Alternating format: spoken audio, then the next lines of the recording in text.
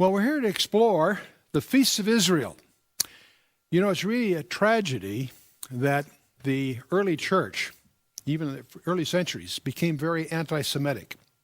And there was a deliberate attempt to steer a path away from the Old Testament roots, strangely enough.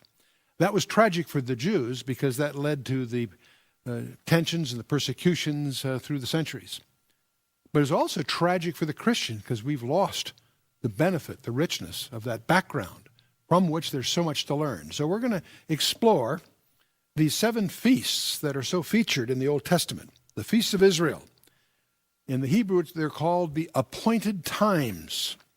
Now, it's interesting, Jesus emphasized the details of the text in general when he said in Matthew 5, in the Sermon on the Mount, he said, "Think not that I come to destroy the law or the prophets. I come not to destroy, but to fulfill." The word's law there is the Torah. Destroy the Torah or the prophets. I come not to destroy, but to fulfill. For verily I say unto you, till heaven and earth pass, one jot or one tittle shall in no wise pass from the law till all be fulfilled. Now the jot and tittle, of course, is a Hebraism. And if you look at a Hebrew word, you'll find that the jot is a little letter that you and I would mistake for an apostrophe. Just a little mark on the paper, really. And the tittles, there are different views. Some say the tittles are the little diacritical marks that suggest the vowels. Others say that the little decorative hooks. But in any case, they're Hebraism equivalent to what we would say like the crossing of the T or the dotting of an I, if you will. But Paul picks up on this even further. He says, "For whatsoever things were written aforetime were written for our learning, that we through the patience and comfort of the Scriptures might have hope." The ultimate commentary on the Bible is the Bible itself. And whatsoever things were written aforetime, and he's referring here to the ancient texts of the Old Testament, all of them, whatsoever things were written for our learning. So it's tragic that so many of us as Christians fail to really dig into the Old Testament. We tend to be New Testament oriented, but there's so much that we miss. The New Testament is in the Old Testament concealed, and the Old Testament is in the New Testament revealed. They're incomplete, one without the other. And it was Augustine that highlighted that, interestingly enough. So we also know from the Old Testament, Hosea 12:10 opens another door for us. God says, "I have spoken by the prophets, and I have multiplied visions and used similitudes by the ministry of the prophets." What is a similitude? That's a figure of speech. A simile is a resemblance. We see examples of that. Allegories, most of us are familiar with what allegory is. That's comparison by representation. There are metaphors, which are representations. Hypokatastasis is an implied resemblance or representation. A type, we're going to talk a little bit about, is a figure or an example of something in the future. And there are analogies. And so these are just a half a dozen types of figures of speech. It's interesting that in our literature we have over 200 different types of figures of speech cataloged in terms of their use in the Scripture. We are going to use the painting of the Last Supper as a metaphor to understand the true ministry of Yeshua. Now, if we want to have an accurate picture of Yeshua's life and ministry, as we said that the picture of the Last Supper would represent, in order to print this picture, what we first of all have to do is we have to then divide that picture up into its 4 colors. CMYK is called in printing: cayenne, magenta, yellow, and black. And what we are going to do is we're going to take a piece of paper and we are going to roll it through the printing press. And each time we roll it through the press, we're going to put down a different layer, a different texture, a different color. And this is going to represent Matthew, Mark, Luke, and John. Now you'll notice that on every one of these there are registration marks. Why are these registration marks there? It's because when you put the life of Yeshua through the press to print out his role and what his ministry looks like, when you put it through the first time, you're only laying down one color. When you put the sheet back through again, the registration marks have to line up exactly so that you can put the second color on and it will give you a perfect impression. Now, this particular registration mark is put on this paper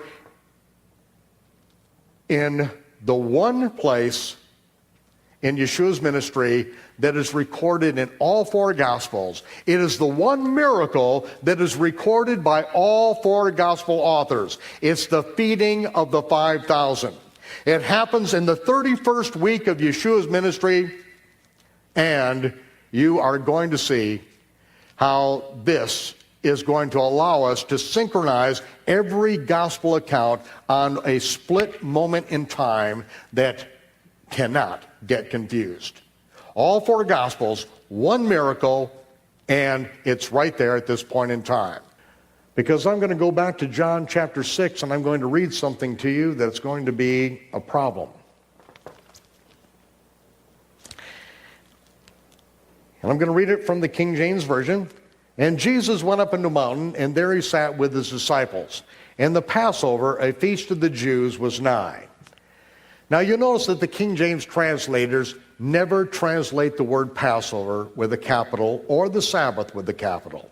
Even though they're proper nouns, they don't translate them with a capital as a proper noun should be. Except where the Greek word Passover appears in the book of Acts, and they translate it as Easter, the bare-breasted fertility goddess, and then they translate Easter with a capital E. But they don't translate Passover, any of the feasts of the Lord, the prophetic shadow pictures of good things to come, they don't translate them as deserving a capital. And so from now on, I don't translate King James with capitals. So there. I'm sure that hurts King James' feelings. But, I mean, that is a little irritating to see that consistently. And the Passover, feast of the Jews, was nigh. When Jesus then lifted up his eyes and saw a great company come to him, he said unto Philip, where shall we buy bread that these may eat? This is the feeding of the 5,000. I told you it took place, according to Matthew, Mark, Luke, John, 18 days before the Feast of Tabernacles, Sukkot. John chapter 6. After he feeds the people, then he crosses over the Kinneret and teaches a group in the synagogue. And then after teaching the group in the synagogue, the end of John chapter 6, John chapter 7, he's now going up to the Feast of Sukkot, but he sends his disciples ahead of time. Wait just a minute. Every gospel record shows us it's 18 days before the Feast of Sukkot, but this says, and Passover, a feast of the Jews, was nigh. Now, there's a little bit of a problem here, just from the integrity of the Scripture. Because we know that when Passover is coming up, that by the 14th, all of the leavened bread in all of the borders of the land of Israel must be burned. It must be completely eradicated from the entire nation, and for 7 days there will be no leavened bread in all of the land of Israel. Is that not correct? We also know that every male Israelite, 13 years and above, is required, according to the Torah, to present themselves before Yahweh at Jerusalem, at Mount Moriah, where the Passover sacrifice is to be done. It's one of the pilgrimage feasts that every Israelite, 13 years and up, must attend. Is that not correct? Okay? Now, what happens here? It says, in the Passover, feast of the Jews was nigh.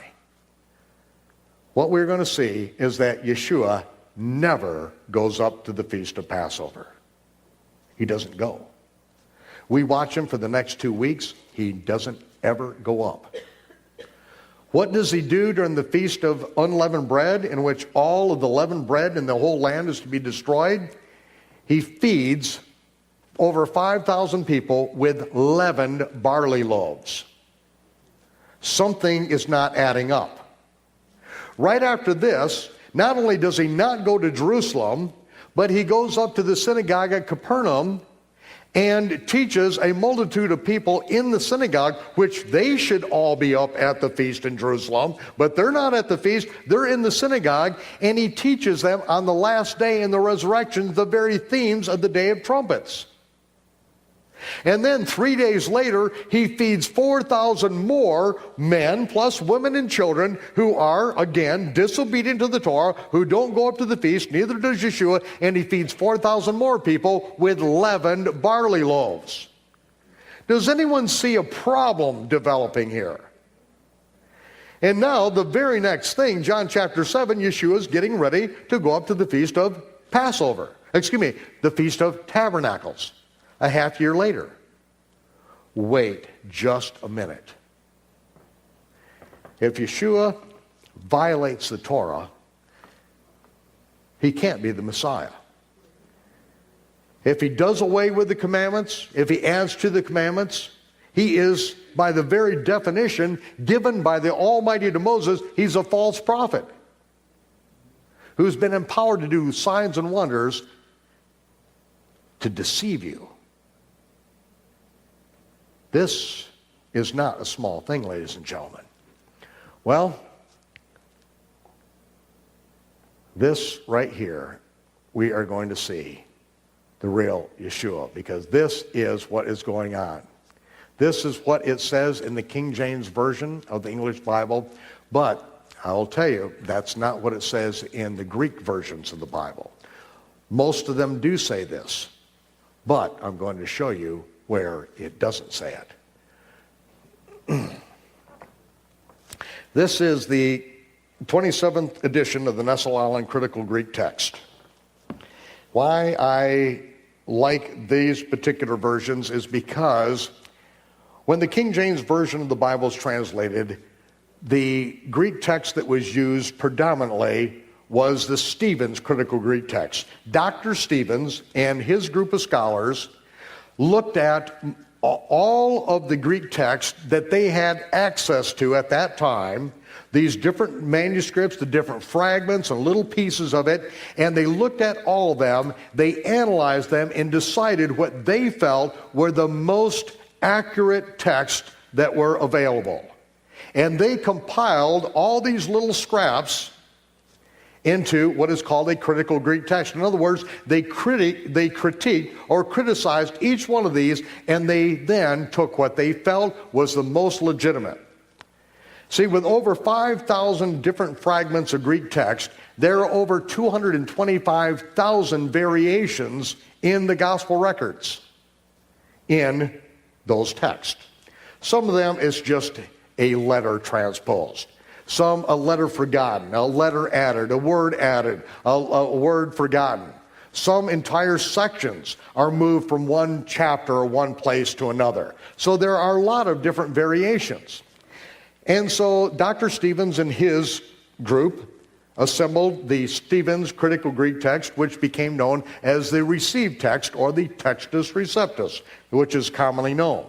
But after that, many more ancient Greek texts were found. And so this particular book details all of the fragments of any time there are any significant changes from one text to another, which allows you to go through and look at these different things. Now, Dr. Scrivener, in his work, who is one of the most noted Greek scholars of all history, said that manuscript number 476 at Lambeth, Scotland, is by far the most important minuscule text in all of their library there. Why? Because it is a family of texts that goes back into antiquity so far, and I'm going to show you how that text reads right now. Manuscript number 476 from Lambeth, Scotland. What do you see? Here it is in English.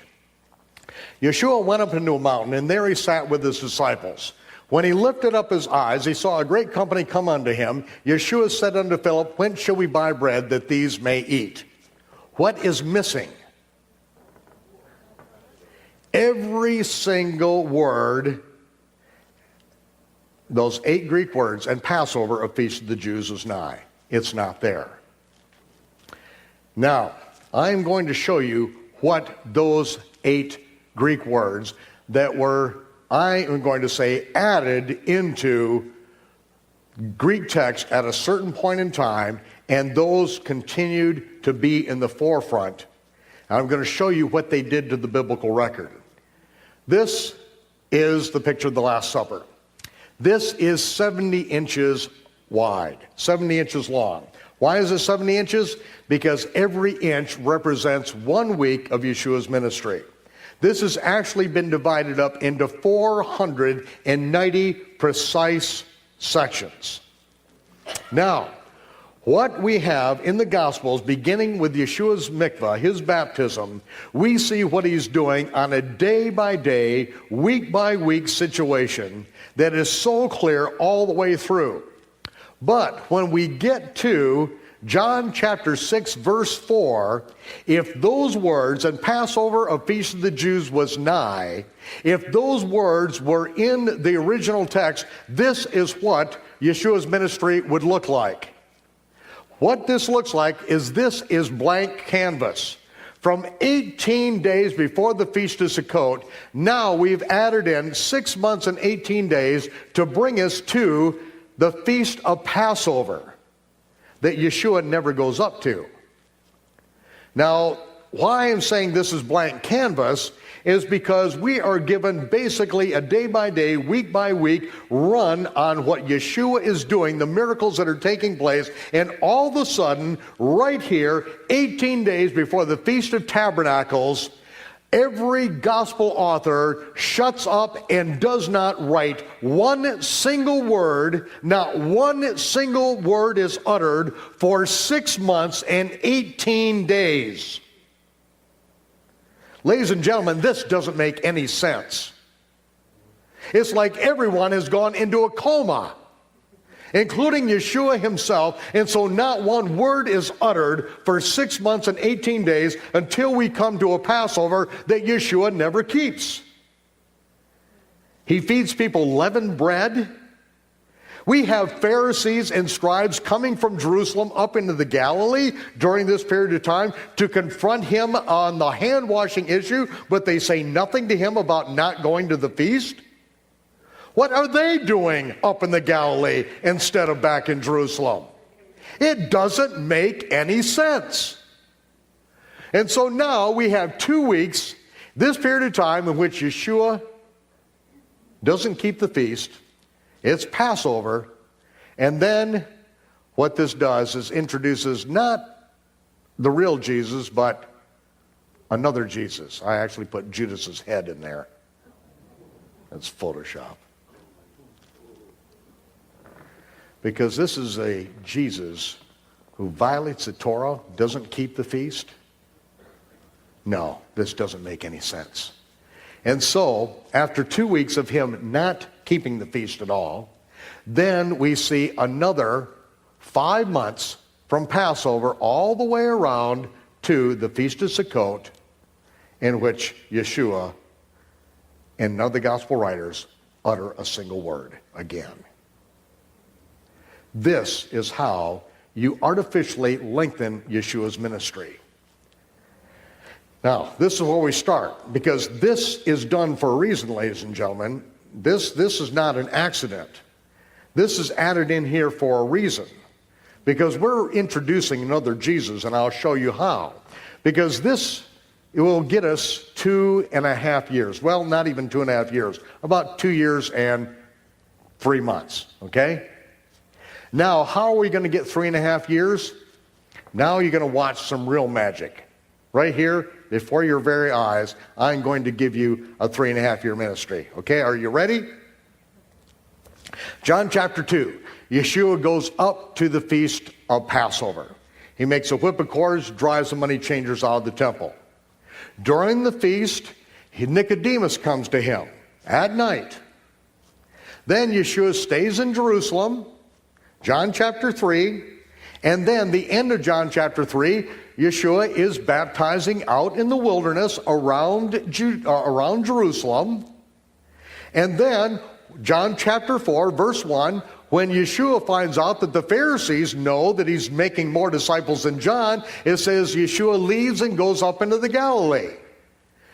he stops, John chapter 4, the beginning of the chapter, he stops in Samaria, and that is where he meets the woman at the well, right? He spends 2 days with the Samaritans there, and then goes up to Cana. And there he heals a nobleman's son from afar. John chapter 4, the last verse, this is the second miracle that Yeshua did when he came out of Judea. Now, John chapter 5, and there was a feast of the Jews. Yeshua went up to Jerusalem where he healed a man who'd been lame for 35 years. He finds out that John has been put in prison, and he leaves and goes up into the Galilee immediately after that and begins teaching in the synagogue. Instead of John chapter 5 being Shavuot, the Feast of Weeks, 50 days after the first fruit offering during the Feast of Unleavened Bread, instead of it being that, I am going to tell you that John chapter 5, verse 1, is another Passover an entire year later. That's how I'm going to get another year in Yeshua's ministry. That means that at that moment in time that Yeshua leaves the Galilee to go up to Jerusalem, we are going to add over 10 months of absolute blank canvas into the whole thing, in which not one gospel author will utter one single word for nearly an entire year. That is how you get a 3.5-year ministry. Now, don't pay any attention. It's only 3 years in about 3 months.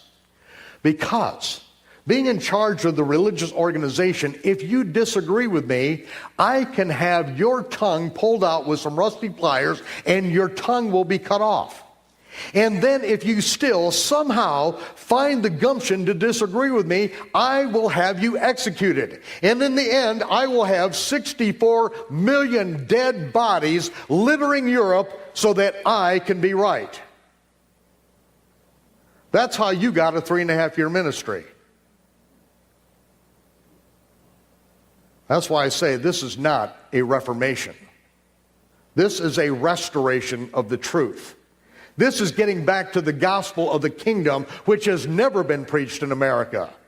Sweet Jesus stories are over. We want to know what the King has to say about how this life is to be lived and how we're going to find that extremely narrow gate that very few people will ever even look for. Hallelujah! Hurrah. So, why did we come up with the 3.5-year ministry?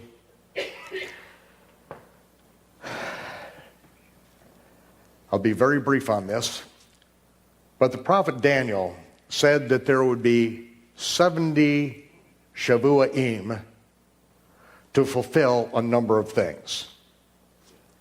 It can be proven in history, even if the figures and their method of reckoning this stuff is all wrong, it still can be proven that from the going forth of the commandment to restore and build Jerusalem and to Messiah the Prince will be 7 Shavuoim,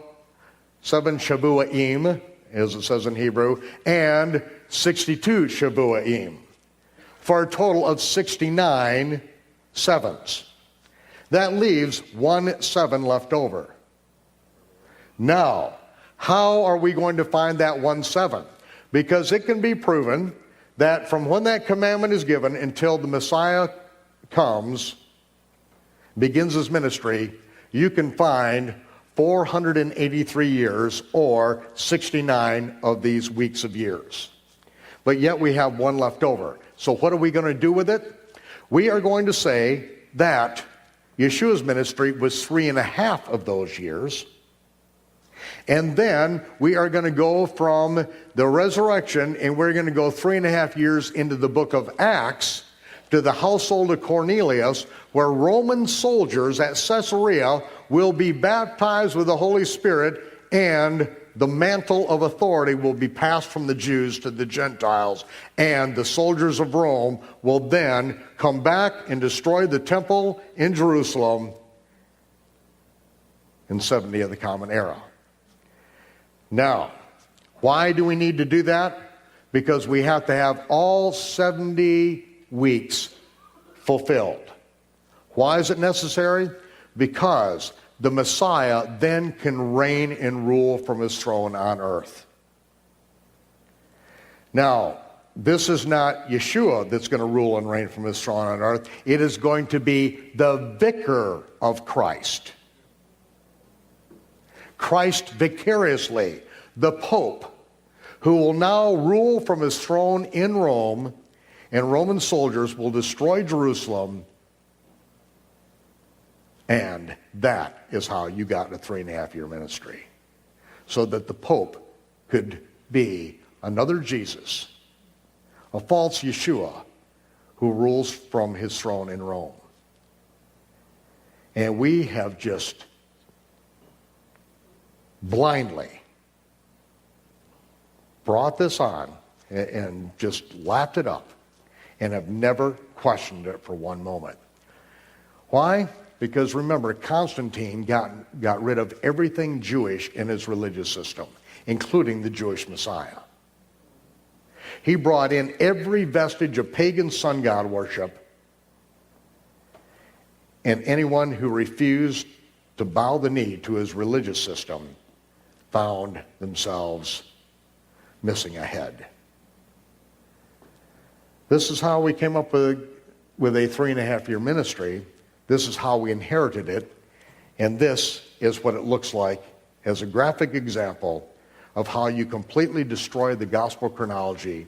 You completely miss the point of Yeshua's entire ministry because we have stripped everything Jewish out of the scriptures and we've reinterpreted it through Gentile eyes, and we have no idea what we're even reading.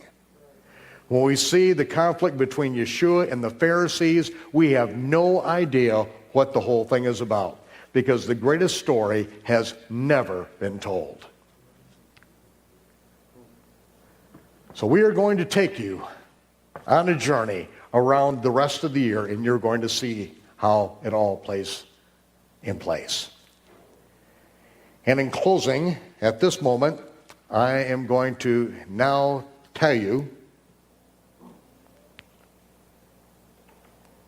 that the early church fathers, as they are known in the Christian world, of the 1st and 2nd century after the Gospels were penned, Clement of Alexandria being one of our most notable authorities on this, he said that Yeshua's ministry was about 1 year in duration. 3 other church fathers of that era said that Yeshua's ministry was about 1 year in duration. No one else contradicted them or even questioned it. It was not even a matter of dispute in the first 2 centuries after the Gospels were penned. Now, let me ask you something. If Clement of Alexandria, if the Gospel of John that he was reading showed clearly John chapter 2, Passover, John chapter 12, the Passover Yeshua was executed at, and John chapter 6, and Passover, Feast of the Jews was nigh, is there any way that Clement of Alexandria could think that Yeshua's ministry was about 1 year in duration if you have clearly 3 Passovers? No. Anyone would know that it would take well over 2 years to fulfill 3 Passovers. But if the Gospel of John he was reading had Passover, John chapter 2, and Nicodemus, Passover, John chapter 12, then we have exactly what the rest of the Gospels tell us Yeshua's ministry was about 1 year in duration. I am telling you, Yeshua's ministry was exactly 70 weeks, 490 days. That his ministry was the second layer of Daniel's prophecy. Tomorrow, we are going to see that Daniel's prophecy is fulfilled in every detail on 3 distinct levels. In weeks of years, in weeks, and on the 3rd level, it began on a moment in time that we all missed because we had forsaken the Creator's reckoning of time, And the very thing that we were commanded to keep and to count every year, we no longer kept, we no longer counted, and so we missed the most significant date in this day and time, and we are already in the third layer of the fulfillment of Daniel's prophecy.